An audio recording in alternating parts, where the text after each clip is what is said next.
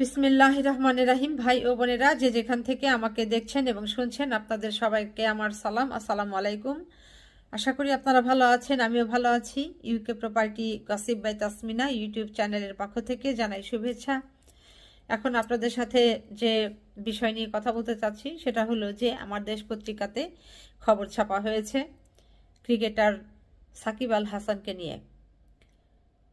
Share বাজারের 257 কোটি টাকা আত্মসাতে জড়িত সাকিব, এটি জানিয়েছে দুর্নীতি দমন কমিশন দুদক।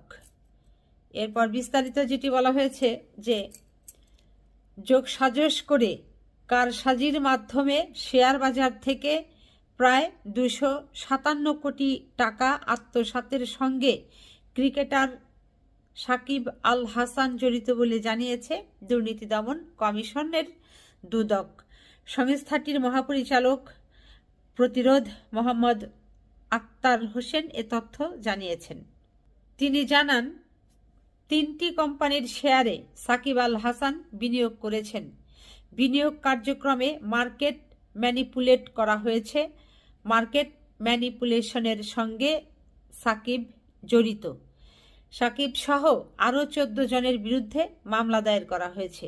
মঙ্গলবার রাজধানীর সেগুনবাগিচায় দুদকের প্রধান কার্যালয়ে এক প্রেস ব্রিফিংয়ে আক্তার হোসেন এসব তথ্য জানান। তো যাই হোক ভাই বোনেরা, এটি নিয়েই আসলে অনেক বড় খবর।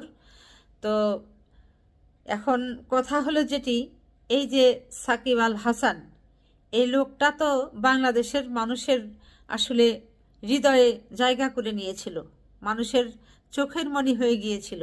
এত সুন্দর খেলতো, ভালো খেলতো। তো এই ছেলেটার, এই সাকিব আল হাসানের লাইফটা নষ্ট করার জন্য দায়ী হচ্ছে বাংলাদেশের ক্ষমতাচ্যুত প্রধানমন্ত্রী শেখ হাসিনা।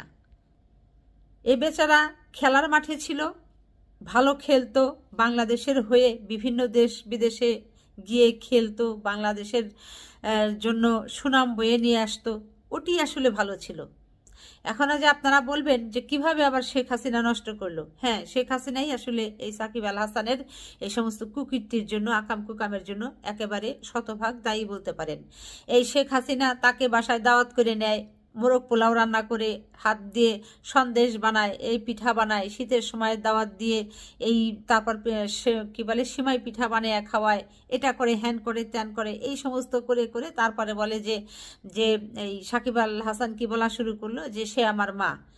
আরে বেটা, আপনার কি মা নেই? আপনাকে এবার আর একজনকে মা ডাকতে হবে? মা কয়জন হয় পৃথিবীতে, আল্লাহর দুনিয়ায়? আপনাকে যে পেটে রেখেছে, ধারণ করেছে, জন্ম দিয়েছে, সেই তো আপনার মা। আপনি আবার ওই শেখ হাসিনার মোরগ পোলাও খেয়ে পাগল হয়ে গিয়ে তাকে মা ডেকে একেবারে দুর্নীতিতে জড়িয়ে পড়লেন।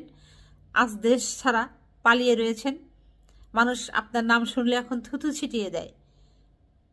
একবার চিন্তা করতে পারেন যে এই যে 257 কোটি টাকা আত্মসাৎ করেছে, এই টাকা আত্মসাৎ করে সাকিব আল হাসান করেছে কি?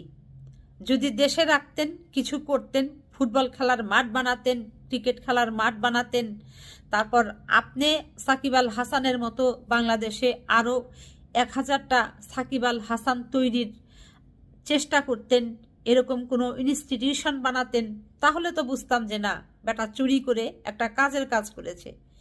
করে দিয়েছেন তো সব পাচার। আপনার সম্পদ খুঁজলে এখন পাওয়া যাবে হয় দুবাইতে, না হয়তো সিঙ্গাপুরে, না হয়তো মালয়েশিয়াতে, আর না হলে ইউরোপের কোনো দেশে, আমেরিকাতে, অস্ট্রেলিয়াতে, কানাডাতে, আর না হয় এই যে লন্ডনে।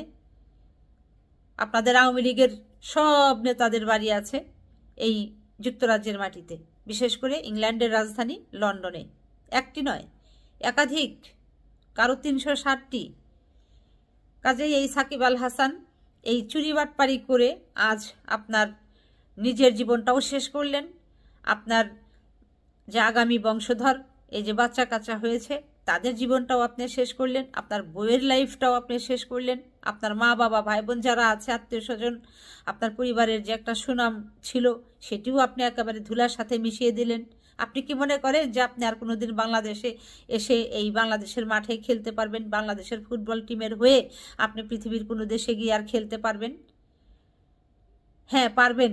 এই যে চুরি চামারি ডাকাতি করে এই জোর জবরদস্তি করে আত্মসাৎ করে যে টাকাগুলো পাচার করেছেন সেগুলো যদি আপনি পুনরায় বাংলাদেশ সরকারকে ফেরত দেন, বাংলাদেশের অর্থ বাংলাদেশের মানুষের হাতে যদি ফেরত দিয়ে দেন, আর যদি নাকে খত দেন, তারপর কান ধরে জনগণের সামনে উদ্বস করে যদি বলেন যে আপনি আওয়ামী লীগে যোগদান করে আসলে ভুল কাজ করেছিলেন, অন্যায় কাজ করেছিলেন, এবং আওয়ামী লীগের সাথে জড়িত হয়ে আপনি যে সমস্ত অপকর্ম করেছেন সেগুলোর জন্য যদি জনগণের কাছে ক্ষমা চান, তারপর আইন আদালত তো আছে, সেগুলোর বিচারের সম্মুখীন হন, তারপর দেখেন কি হয়, তাহলে আপনার হয়তো বা আবার স্বাভাবিক লাইফে আসতে পারেন।